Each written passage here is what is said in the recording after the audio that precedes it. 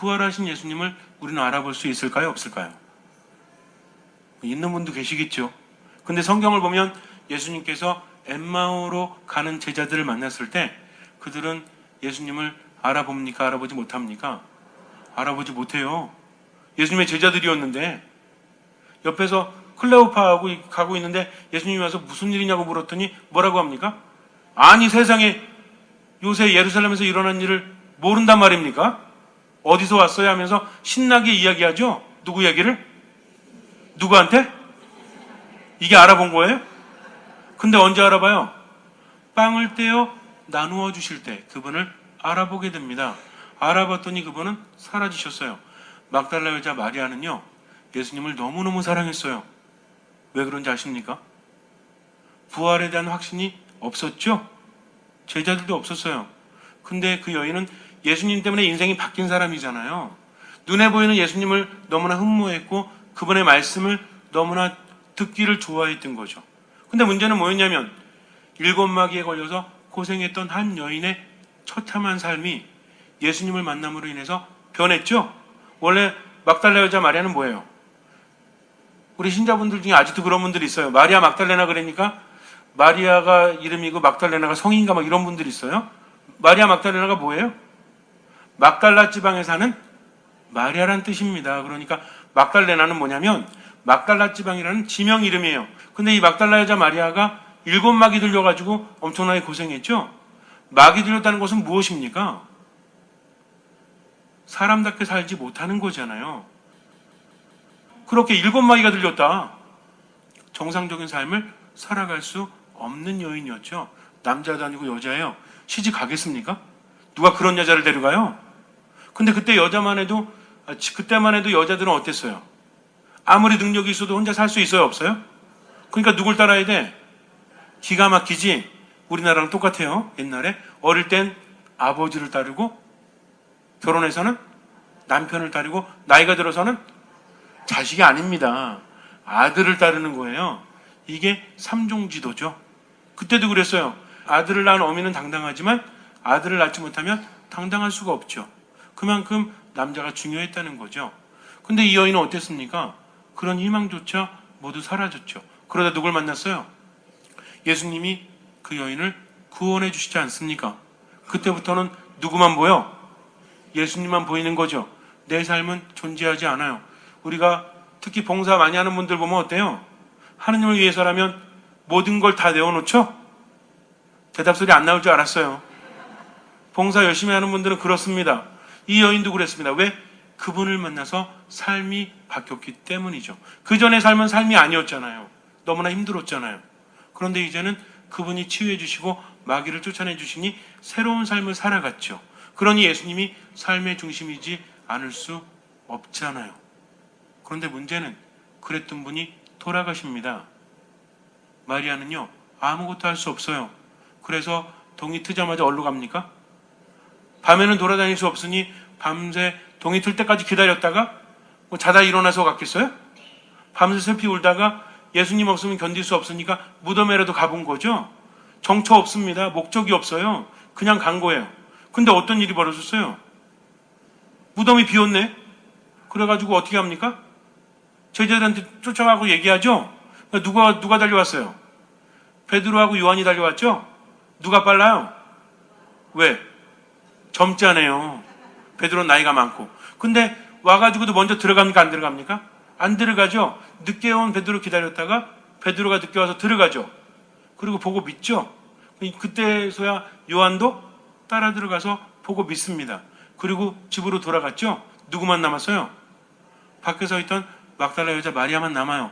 그때서야 이제 마리아도 안으로 들어가지 않습니까? 근데 누가 있었어요? 천사들이 예수님의 머리와 발치, 그러니까 누우셨던 부분에 그렇게 있죠. 그러고 나서 왜 우느냐라고 합니다. 마리아는요, 정처 없어요. 목적도 없습니다. 그저 사랑했던 예수님이 죽으셨다는 것이 너무나 마음이 아프죠. 그런데 와보니까 그분의 시신도 없네? 그러니 올 수밖에 더 있습니까? 그러다가 어디 가셨는지 궁금해서 묻지 않습니까? 근데 뒤에서 왜 우느냐? 딱 보니까 누군지 알았어요. 정원지기. 근데 누구였어요? 알아봤습니까? 알아보지 못했습니까? 알아보지 못했습니다. 그런데 예수님께서 마리아야 라고 부르니 그때서야 라쁘니 하면서 스승님하면서 예수님을 잡으려고 하죠. 예수님이 이름을 불러주시기 전에는 알지 못했다는 겁니다. 체험은요, 내가 하는 게 아니에요. 그분의 말씀 안에 간절한 마음으로 머물 때, 미사 안에 온전히 머물 때 그분이 우리에게 주시는 것이 체험이라는 거죠. 신앙이라는 것은 내가 무엇인가를 하는 것이 아니라 온전히 맡길 때 그분이 이끌어 주시고 나에게 주시는 것이 바로 체험이라는 겁니다. 근데 우리는 그동안 어떻게 신앙생활했죠? 좋은 말 듣고 좋은 글 읽고 내가 하려고 했잖아요. 미사 안에 와서도 예수님 중심으로 머물지 않고 예수님 얘기 얼마나 들었습니까? 예수님 생각 얼마나 많이 했습니까? 이 공간에 있으면 누가 중심이 돼야 돼요? 예수님만을 생각해야 되지. 누구처럼? 막달라 여자 마리아처럼. 너무나 힘들어서 너무나 괴로워서 그분이 없으면, 그분만 있으면 어떤 고통도 이겨낼 수 있는데 그분이 없는 것 자체가 고통이라는 거죠. 그렇지 않습니까? 우리에게 희망만 있다면 내가 아무리 힘들고 괴로워도 이겨낼 수 있잖아요. 가장 중요한 건 희망이 없다는 것이 가장 괴로운 것이 아니겠습니까? 그러다 보니까 주님만 바라보고 서 있는 거죠. 그럴 때 주님께서는 우리 이름을 불러주십니다. 그때서야 그분을 체험하게 돼요. 근데 이때도 위험해요. 왜? 마리아는요, 예수님께서 이름을 불러주셨을 때 돌아서서 어떻게 합니까? 잡으려고 하죠. 예수님께서 뭐라고 하세요? 잡지 마라. 아직 내가 아버지께 가지 않았으니 나를 붙잡지 마라고 하십니다. 붙잡는다는 것은 여러 가지 표현이 있어요. 특히 요한복음에서는 붙잡는다는 것은 우리는 어때요? 뭔가 확인하기 위해서는 꼭 어떻게 해요? 만져보려고 하고 붙잡으려고 하는 게 아주 원초적이지 않습니까? 눈으로 보고 못 믿으니까 어떻게 하려고 그래요? 토마가 뭐라고 그래요? 내 눈으로 보고 손가락을 넣어보지 않고는 믿지 못하겠다라고 하잖아요. 우리도 비슷하지 않습니까? 뭔가 체험해야 되고 내가 직접 겪어봐야 되고 이러지만 내가 붙잡는 그 순간 붙잡으면 어떻다는 얘기예요? 내가 하는 겁니다. 예수님께서는 붙잡지 말라는 거죠. 즉 모든 체험은 누가 주시는 거다? 내가 체험하려고 붙잡으려고 하면 안 된다는 겁니다. 내 자신을 온전히 비우고 그분의 말씀에 따라갈 때 우리는 그분을 체험할 수 있다는 거죠. 어떤 분들은 그래요. 저쪽에서 기적이 일어났다. 저 성당에. 그럼 어떻게 해요? 그 성당 가잖아. 그러면은 여기 신부님은 예수님이 반만 들어왔고 거기 신부님이 예수님이 한 90% 들어왔나요? 우리는 그런 거에 대해서 사람 말들이 얼마나 잘 퍼지는지 몰라요. 실제로 알고 보면 어떤 사람이 치유받았다? 누구? 이게 없어요.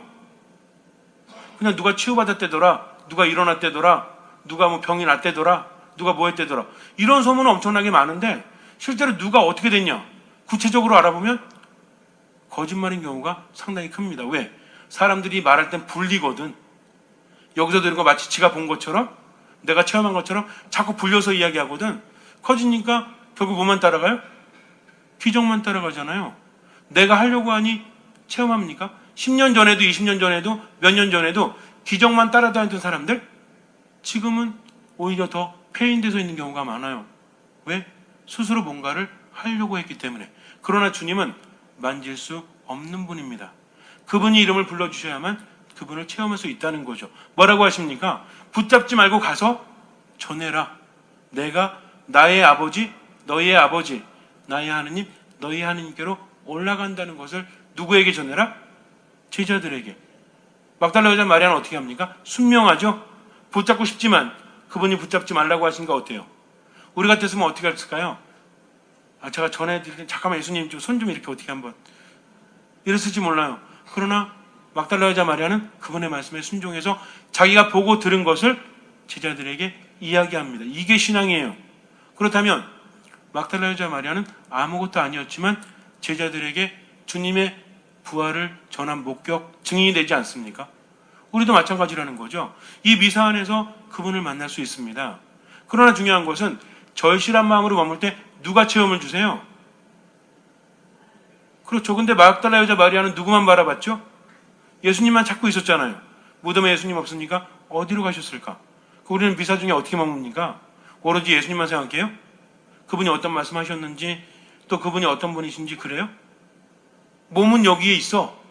근데 마음은 어디 있어요? 그러니 지난주에 얘기해도 못 알아듣고 어제 얘기해도 못 알아듣고 계속 못 알아듣고 있는 분들이 있죠. 한 3분 계세요. 나머지 분들은 알아듣고 있고.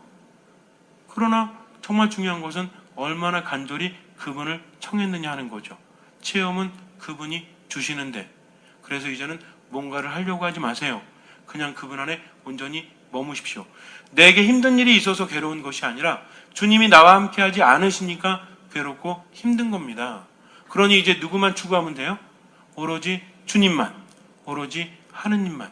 그러면 누가 체험을 주십니까? 그분이 체험을 주십니다.